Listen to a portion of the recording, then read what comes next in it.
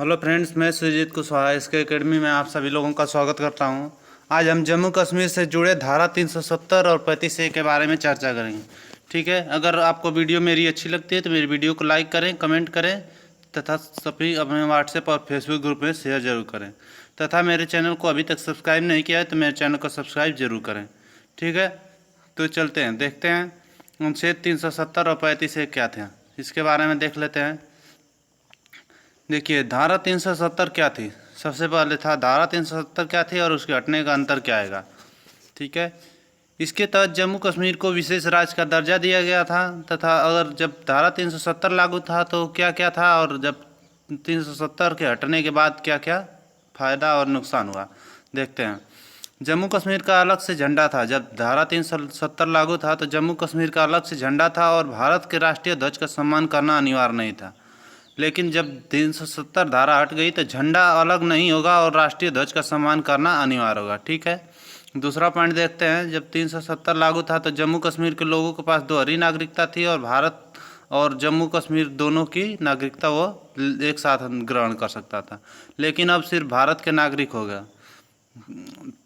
जब धारा 370 हट गई तो अब सिर्फ भारत का ही नागरिक होगा।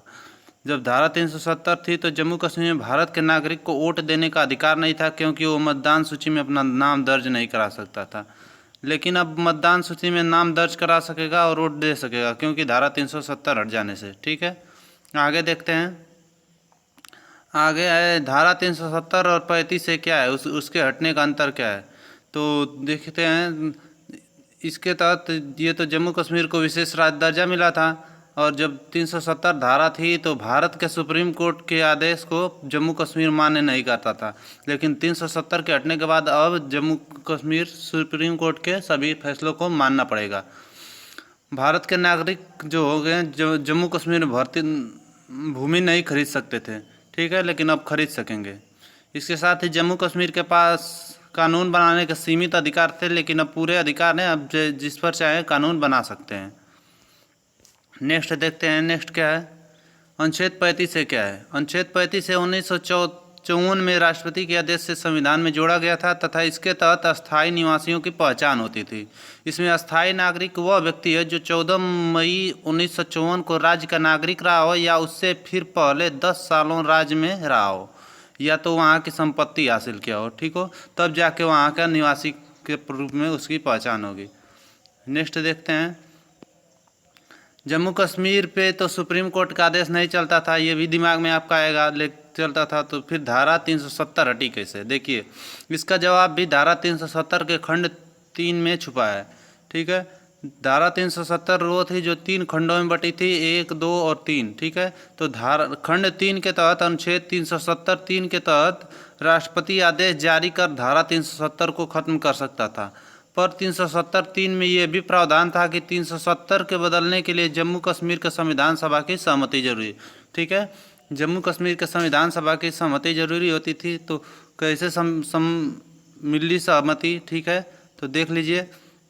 वर्तमान में जम्मू कश्मीर में उस समय जो थे राष्ट्रपति शासन लागू था, तो राष्ट्रपति के आदेश मात्र से 370 में बदलाव होना था और 370 में बदलाव कर दिया गया और वो 370 हट गया।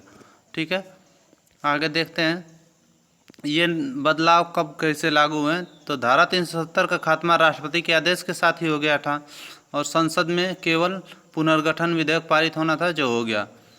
अब जम्मू कश्मीर दो केंद्र शासित प्रदेशों में बट गया, एक जम्मू कश्मीर केंद्र शासित प्रदेश और दूसरा लद्दाख केंद्र शासित प्रदेश।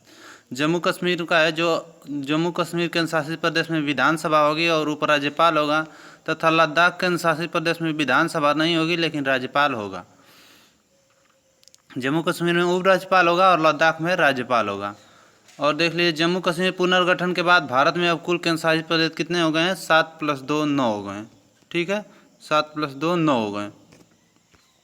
आगे देखते हैं, आगे इसके अब लाभ क्या होगा।